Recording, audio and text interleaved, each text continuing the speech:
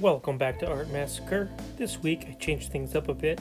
Instead of drawing ugly goblins, chonky dwarves, or undead demons, I'm going to draw up a cute gypsy woman.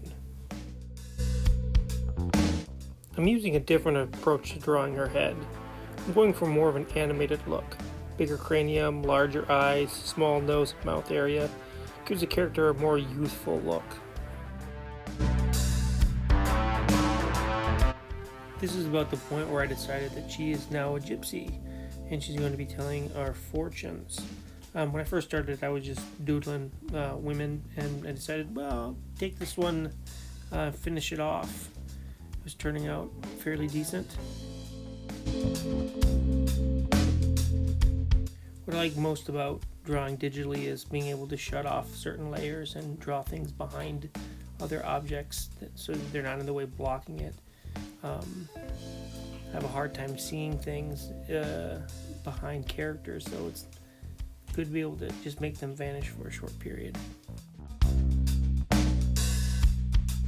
We're still in rough sketch mode here. I'm not doing anything particularly tight. I'm just making sure certain things fall where they're supposed to fall, so when I go in to do the next layer, I just refine it a little bit more. This is what I would consider to be the pencil staging, loose pencils, but it's basically where I'm doing 99% of the thought of how things are going to actually work. So when I get to the inking stage, I'm not really making any hard decisions.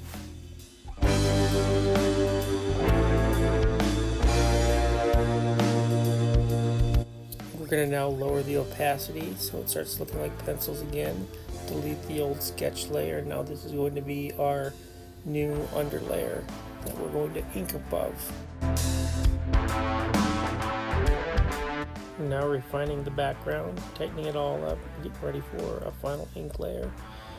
Don't be hesitant on getting reference for things. I don't really know what gypsies typically wear, so I got on Google and searched for gypsy belts and different things like that. Old beds.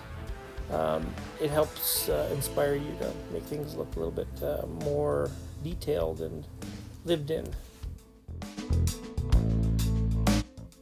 The devil's in the details. I don't really like drawn backgrounds. Probably a lot of people don't. The figures are what's really fun, but you gotta spend your time and do your work and add those details in. It really helps create an atmosphere for your figure. We're now at the inking stage where all of our hard work from the previous steps comes to fruition. It was a lot of fun drawing this, so it's a pleasure to ink it, where you get to add different line weights and really tighten up certain details. It really helps bring the piece together.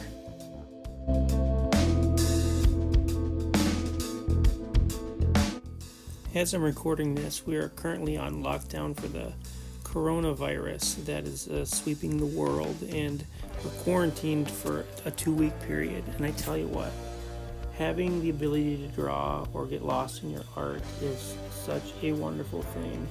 You see so many people that just don't have indoor hobbies. They like to go out, they like to jog, they like to go hang out with friends, and I can just get lost in something of my own creation for hours and hours on end, not knowing what's going on in the world around me because I've just completely dived into something.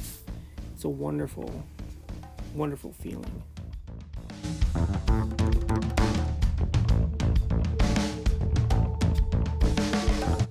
Now adding the flat colors, and even before adding any kind of highlights or shading, this part fills me with dread because it looks so bad to me.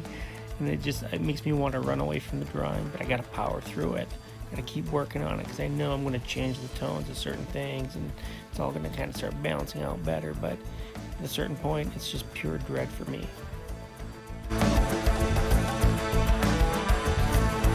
One trick with line art is to change the color of certain things, like skin.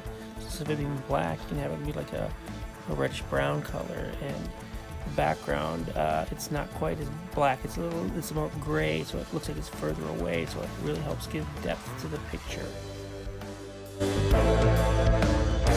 The tarot card art that suddenly appeared on screen is from a design that I did for my webcomic Dead Reckoning, where I was doing main character cards, and I did a back design, and I'm just going to reuse it for this. It's easy peasy lemon squeezy, you know what I'm saying? See you next week. Bye.